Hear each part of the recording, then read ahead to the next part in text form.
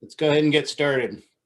I think my schedule here looks right, so let's go ahead and talk about that. Let's also talk about what's missing from this page, and that is unfortunately your exam scores. I have finished all the lab exams. Apparently I jinxed myself last week when we were talking about it, but I am like 6 lecture exams short of finishing them all. Unfortunately, things got away from me this weekend and I was not able to be as productive as I had hoped. But my expectation is, like I'm guessing most of you after class today, I'll be sitting around the TV to watch the fireworks go off tonight to see what happens one way or another. And so I anticipate being able to finish the grading, if not tonight, then tomorrow at the latest. But I'm hoping to finish it tonight. So if I can get it finished tonight, as soon as I get it finished, I will both post the grades and I will also post the exams so you can review them. And then we'll talk about them on Thursday. So when I get that done, I will do that. So I apologize. I usually, like I said, I try to get them back in a week, but unfortunately things were a little hectic this weekend and I just wasn't able to put as much time into it as I had hoped for. What I will say is that overall, the exams are looking really good. The lab exam average before I curved it, I think is mid 70s, and I haven't even put in the curve yet. So that's really excellent. That's really good. The lecture exams are looking pretty good, although being about 2/3 of the way through the lecture exams, I now understand why you guys were concerned about the Physio X question, because many of you apparently were not prepared for that question to come. I guess the one silver lining that I will point out to you is, remember, it was only worth 4 points. So while it was on that Physio X that many of you didn't, go back and look at one. Now it's a reminder that these things that you do and outside of the lecture are important. So make sure you do pay attention to them. And like I said, at least it was only a 4-point question. So even if you took a stab at a dart and got a half a point or a point on it, then you were able to get hopefully a little something out of it, but it shouldn't hurt your grade too badly for that. And while the cursing was entertaining on those answers, I didn't give any points for this. All right, let's talk game plan. A little light, expecting a couple more people. Maybe they're in line waiting to vote. If you've not done so already, please do so. Remember, you can vote up to 8 o'clock tonight. And if, as long as you're in line by 8 o'clock, you get to vote. So if those of you have to wait to the last minute to get it in, stay in line. You have the right to vote as long as you're in line by 8 o'clock when the polls close officially. So do that, vote early, vote often, and do the best that you can with that. Let's talk about what we're going to do. We need to continue our discussion of the respiratory system. That is an excellent question, right? That is the $64,000 question. We won't start getting any results until the polls officially start closing. They don't do any announcements ahead of time. So some of the polls back east start closing around 7 o'clock local time there. So starting around 4 o'clock our time, we'll start getting information on the East Coast and information about ours, both the presidential, but also local events. We won't start getting those updates until 8 o'clock tonight, because that's when the polls close. So they don't provide any information until the polls have closed. So expectations is we could hear something tonight, but the full picture may take with so much advanced mail-in voting, it may be days before we know what happens, and that doesn't even include all the potential legal stuff that goes along with it. They will continue to count those. The mail-in ballots will continue to be counted, and it may take days for that to occur. So maybe days before we hear how those things swing. And like I said, and not only is that important for the presidency, but especially locally, some of the the proposals and the props and propositions and things along those lines. So it could take a while before all the dust settles. But all we can focus on is right now, the next 4 hours. And although hopefully today's lecture shouldn't take us quite that long, we have our respiratory physiology that we will talk about today. Unfortunately, this is a little bit of a light lecture for today, because normally this is the day where we get to do our breathing exercises in the class. We don't really have anything that is able to really successfully recreate that, but you do have some other activities that you need to do. So we're not getting the full experience, but we're getting some of the things that we can do. You still have a handful of assignments due over the next couple weeks. Thursday, Unit 23 review is due, as well as that control of respiration lab. Again, do as many of those activities as you can, and anything you cannot do, do as a thought experiment so that you can talk about what you think would happen and why. And then your other respiratory assignment is the PhysioX exercise 7 that has 3 activities. Mrs. Spelling error. That is due Tuesday. And on Tuesday, we will start our urinary system lecture, where again, we'll start with the anatomy first and then 2 days of physiology. And you have a couple more and 3 assignments 4 assignments for the urinary system, 2 unit reviews, a labster, and another PhysioX. All leading up to, as we talked about, that dreaded Thursday exam, where we're going to have new information 2 days before the exam. And again, 2 systems that we'll be covering for this one as well. All right, questions on any of that?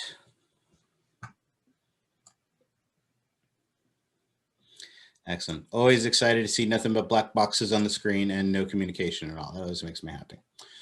All right. That is sarcasm, by the way. All right, excellent. Let's go ahead and get started.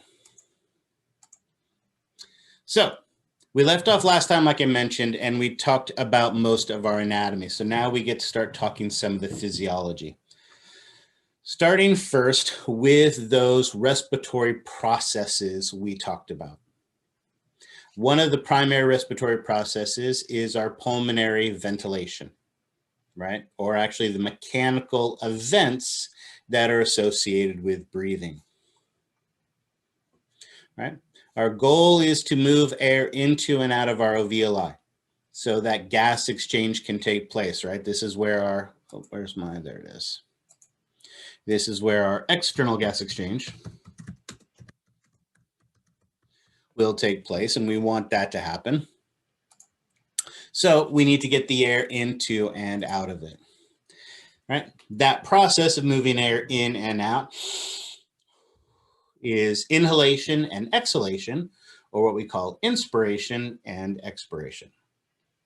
So those are the mechanical events we need to talk about. Of course, to do that inhalation and exhalation requires the use of skeletal muscles. Luckily, way back in 430, we learned a lot of skeletal muscle. So someone give me some examples. Let's start easy first. What is the primary muscle that is used for your normal resting respiration? Diaphragm. Diaphragm. The diaphragm is indeed the primary muscle. But remember, muscles both relax and contract. Obviously, the contraction is the active part. So when we are actively using our diaphragm, which of those 2 processes, inhalation and exhalation, is it involved in? I will mention our diaphragm is involved in both. It is our primary muscle involved in both inhalation and exhalation while we're sitting here at rest. However, mostly we are contracting it for one of those processes and then relaxing it for the other. And so absolutely, when we're actually using ATP to actively contract that muscle is when we are using it for inhalation. All right. This can help us so that when we identify all the other accessory muscles that are involved in this process, we can identify the muscle and then talk about what it actively does. Is it actively involved in inhalation or exhalation? So give me another muscle that helps us, especially if we wanted to take exaggerated breaths. What other muscles can be involved? Internal and external intercostal muscles. Excellent. So let's start with those 2. I like those. External intercostal and the internal intercostal. Now, external and internal intercostal, exhale and inhale. It would be really convenient if our I see you guys listing a bunch of other muscles, and that's awesome, but hold on a second. Let's work our way through this. External intercostals exhaled and internal intercostals inhaled. And is that what they actively do? What is the active function of the external intercostal? Yeah, it's the reverse. Our external intercostals actually bring the ribs up as part of our inhalation. And our Oh, excuse me. Internal intercostals bring the ribs down and are involved in exhalation. Excellent. I saw someone mention the sternocleidomastoid.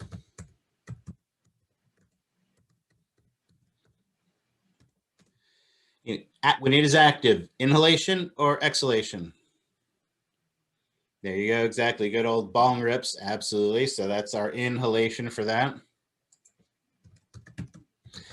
For those of you who did not have me for 430, in 430, we talk about common activities that muscles can allow us to do. And our sternocleidomastoid, I had a student many years ago who her example, because if you think of the three actions of the sternocleidomastoid, it flexes the head, it rotates the head, and it elevates the ribs. And so the common activity that this student had come up with, and I always share with my students in 430, is what she described as a bong rip, right? You flex the head, inhale, and then rotate your head.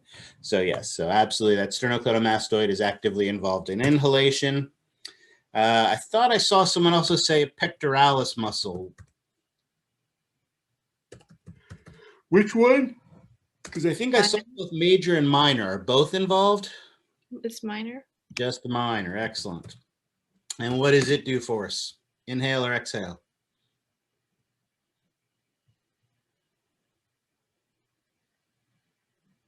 Inhalation. Excellent. Give me some more. I can think of at least, well, heck, I can think of at least 6 more. Scalenes. Excellent. Excellent. Inhalation or exhalation? Oops. Inhalation. So a lot of inhalations. Give me some other exhalation ones. Ah, there you go. We can think of the abdominal girdle, which of course is comprised of 4 muscles. What are those 4 muscles that make up the abdominal girdle?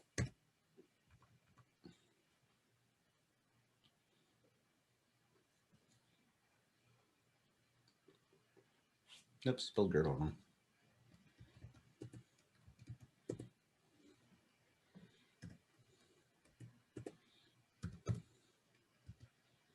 There we go.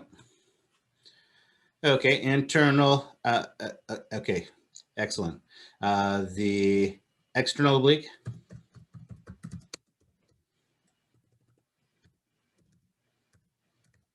The internal oblique. Transversus abdominis.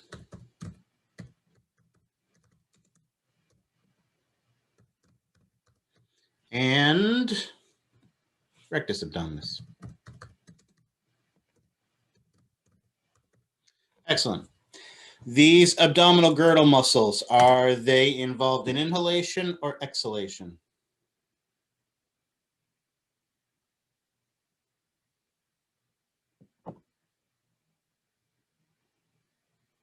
Exhalation, excellent. Yep. Their job is to compress the abdomen, but when they're compressing the abdomen, they also pull down the ribs. And as they pull down the ribs, that helps to force the air out. Excellent. That's 5. I can think of one more. Serratus Anterior muscle. Thank you. Remember, the serratus anterior muscle's job is to keep the scapula up against the ribs. But as you're pulling it against the ribs, when you contract it, it can also compress the ribs and help to force out the air as well. So that one, of course, is also involved in exhalation. Excellent. So we got a nice long list here of all of these muscles that are involved in this process. And we have a pretty picture that shows most of them. I think not necessarily all of them are on this list, but almost all of them are indeed on this list. The abdominal muscles aren't here, but I think everything else is here on this list. Excellent, excellent, excellent, excellent. Perfect. All right, questions on that? All right, as we know, these muscles are actively involved in changing the volume of the thoracic cavity. Because when you change the volume of the thoracic cavity, what else do you do?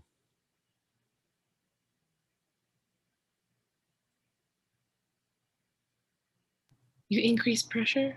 Well, you not necessarily increase it, but you change it. It depends on which way you change the volume, right? Volume changes to the thoracic cavity lead to pressure changes in the thoracic cavity. And pressure changes is what makes the world go round. Those pressure changes is what causes the air to either move into or out of the lungs. All right. You all at this point know my vast disdain for chemistry and everything associated with it. However, what I do love is physics. So let's talk about how we know this and why pressure is so important. The first major law of physics that we need to understand about how these gases are going to move is that gases move to reach equilibrium. Just like we talked about concentration gradients. Concentration gradients, solutes move down their concentration gradient from a high pressure to from a high concentration to a low concentration. And the same thing moves with gases. Gases move from a high pressure to a low pressure. So the same way that we talked about concentration gradients, we can talk about pressure gradients as well. And that's what Boyd's law tells us, what Boyd's law explains to us. Boyd's law is that the relationship between the pressure and the volume of the gases is always equal. Boyle's law actually states that, yep, exactly. Good old Bob Boyle. So you did it, I did it, you did it too. Yep, there you go. Good old Bob Boyle. Actual law is pressure 1, volume 1 equals pressure 2, volume 2. Where pressure, of course, is measured in millimeters of mercury, and volume is measured in cubic millimeters. So that as pressure change, volume changes so that they always stay constant. All right? This is big and it's fancy, but we can simplify this law. We simplify this law by simply stating that pressure is inversely proportional to volume. So if, for instance, our volume doubles, then what happens to our pressure?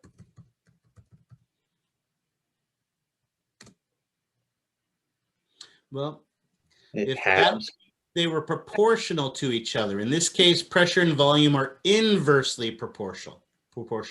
So if the volume doubles, there you go, then pressure halves. It is decreased by a factor of 2. Absolutely. So again, it is going to, these are inversely proportional. I think we've talked about this before. And again, this is an easier analogy to use. Like I think we talked about this last time when we're in the classroom, right? If I have you all in the classroom and I blindfolded you and I let you walk around inside the classroom, every once in a while, you guys would bump into the walls. And when you bumped into the walls, I would count the number of times that you did that. And as I counted the number of times you did that, that would be the pressure. If instead I took all of you and brought you here into my bedroom and let you walk around blindfolded, this is a much smaller volume, so you guys would bounce into the walls a lot more regularly. And as a result of that, the pressure would go up. Conversely, right, if I took you outside into the quad on campus and let you roam around there blindfolded and counted the number of times you guys ran into the boundaries of the quad, much larger volume, much smaller pressure, right? And again, while I can't blindfold you and do that, we do have the pretty pictures that show this as well. So that as volume increases, pressure decreases, and as volume decreases, pressure increases. So pressure and volume are inversely proportional. After exhalation, the pressure outside is higher, so gas moves into the lungs. No, So what happens is after inhalation, when we make the mechanical events in inhalation that increase the pressure inside, pardon me, that increase the volume inside of our lungs, pressure inside of our lungs goes down and air moves in, right?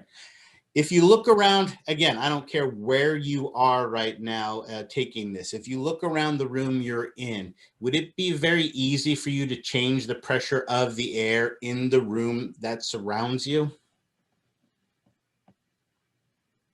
What's the fancy name we have for the pressure of the air that is around you right now? Atmospheric pressure? Atmospheric pressure. And is that something that you can easily manipulate and change? No. No. So what we need to do is change the volumes, change the pressures inside of our lungs in relation to atmospheric pressure, and that's how we get it to move. And this will be another one of those instances where we will have numbers that matter, and we will talk about these numbers and see how they work. All right, but we need to build to that first. We need to finish with our rules first. So Boyle's law here is going to be an important an important law that's going to help us to understand how we get air to move. All right. Now, there are other factors we need to talk about when we're talking about our movement of gas and gas exchange as well. Boyle's law, which we already talked about, where, again, let's state what it is. As we change the pressure, change the volume of the thoracic cavity, we change the pressure in the thoracic cavity. And we also know that this is an inversely proportional relationship.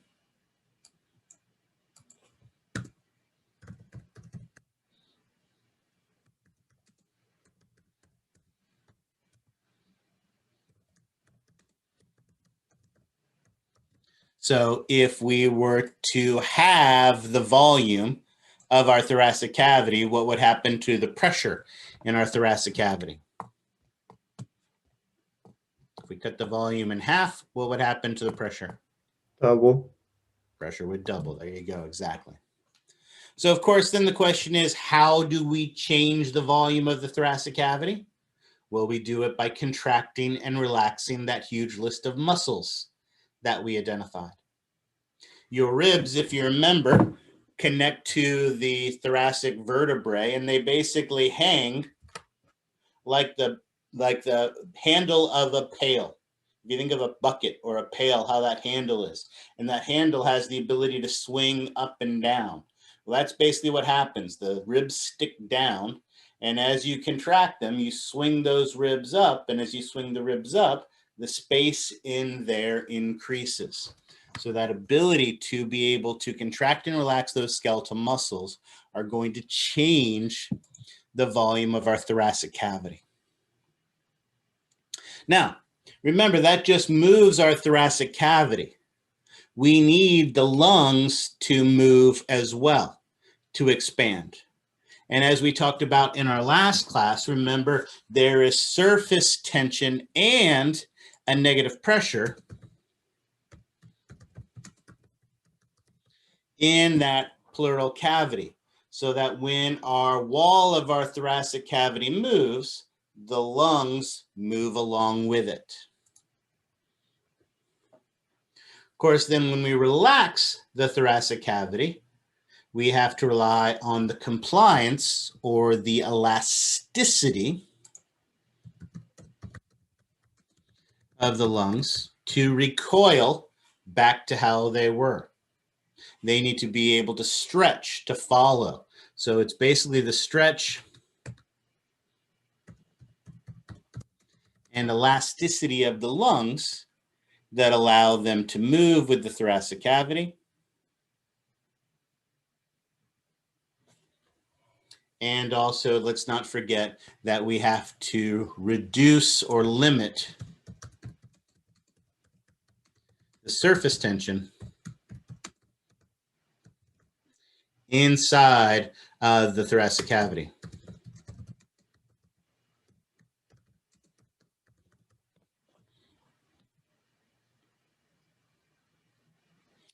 If you have not done so already, as I've mentioned before, it is often useful to do activities even if they are not, if you're not responsible for them for a grade. A great example of this, and again, I'll remind you of this,